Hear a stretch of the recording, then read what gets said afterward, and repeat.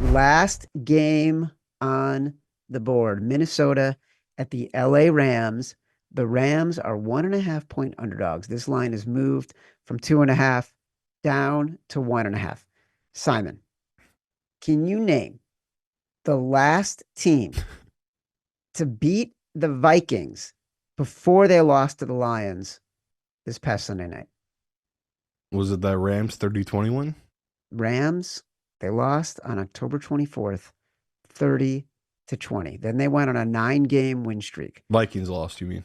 The Vikings lost. Yeah, yeah, yeah. Then they went on a 9 game win streak. The score was 30-20. Uh, you're correct. I saw this funny TikTok meme the other day. It's like the memory championships or something. And it's a dude who's married and an off-camera announcer says to him, "Can you name the score of the 1982 midseason game between the Bengals and the Browns?" And he can name the game, he can name the score, he can name the leading rusher, he can name, how many interceptions Kenny Should have been on Anderson Stump threw, the Schwab. whatever, right? Now it's all like a joke, right? Then Oh, it's like, can you name X, Y, and Z about sports? Then it's like, okay, your wife texted you this morning. She wants you at the grocery store to pick up. He cannot answer it. He's like, can you put it in a sentence?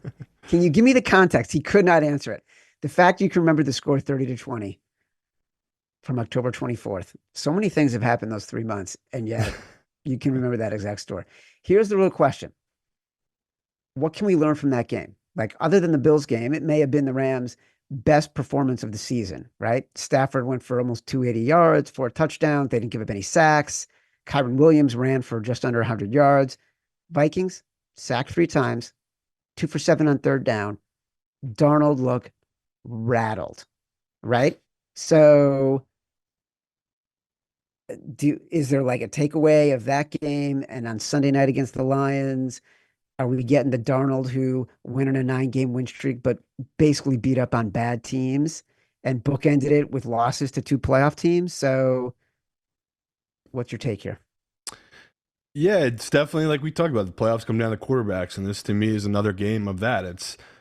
I don't know what Stafford we're getting, Chad. I mean, Stafford's last 3 games, he put up 12 points, 19 points, and 13 points. That was against a 49ers team that basically quit on the season, a Jets team that we know the deal, and then Arizona. It's like, was he hurt? Did he need this bye week? Because Jimmy G came in and lit up that Seahawks defense. Like, McVay is putting him in positions to succeed. He's just not doing it. Like, it's been a lot of questions about Stafford down the stretch here. Is he injured? Like, are we not getting enough info? And that's what I've been working here because automatically I wanted to be on this Rams team. Like, Yeah. this is a team that has been in the playoffs in these big moments with a veteran quarterback, and offensively, he has all of his guys. Like, he has Puka, Cooper, he's got Williams in the backfield. Like, there's no excuse here. And defensively, we saw the last time they played, they kind of know how to attack, this offense in the Vikings. But Sam Darnold, not that he gave away that Lions game, but we all saw the stat they kept putting up, right? This is a team that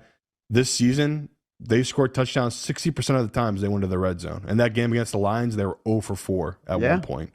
And this is like 0 for 4, like they're letting Sam Darnold throw it every time. So he might have been, 1 for, I believe it was 12 in the red zone at one point, like completions. And the one completion was a little dump off. Like, Justin Jefferson, sure, he had a drop in the back of the end zone, but we had guys online breaking down the film of all these easy plays that Kevin O'Connell basically drew up for him, where it's like pick play, open receiver coming down the middle. He wasn't seeing it. So are we going to overreact to Sam Darnold? Because that was, a playoff game. He knew the deal. That's the game where he wins, he gets that 1 seed.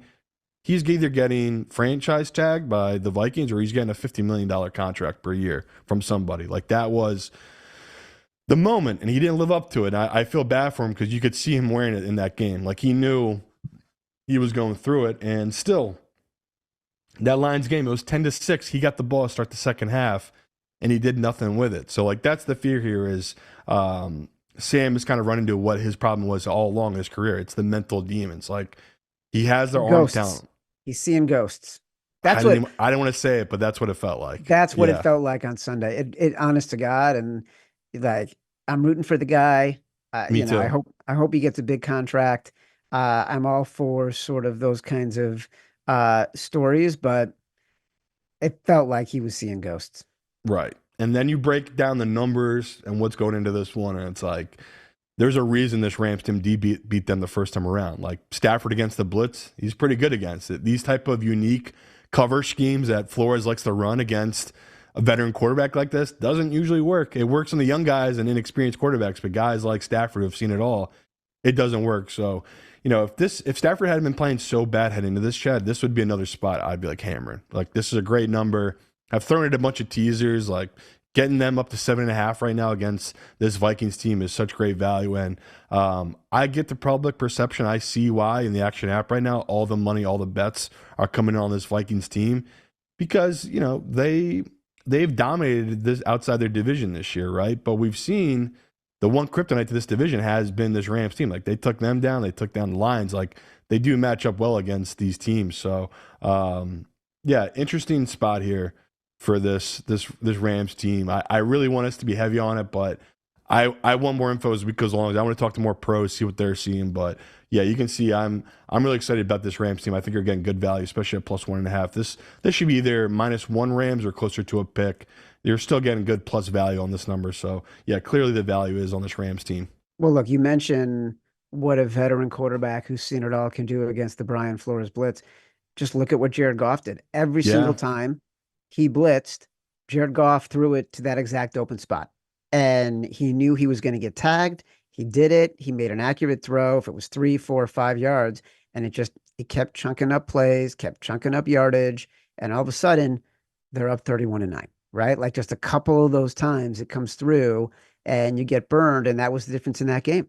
Um, by the way, teaser Rams from 1.5 to 7.5, Bills from Bills. 8.5 to 2.5.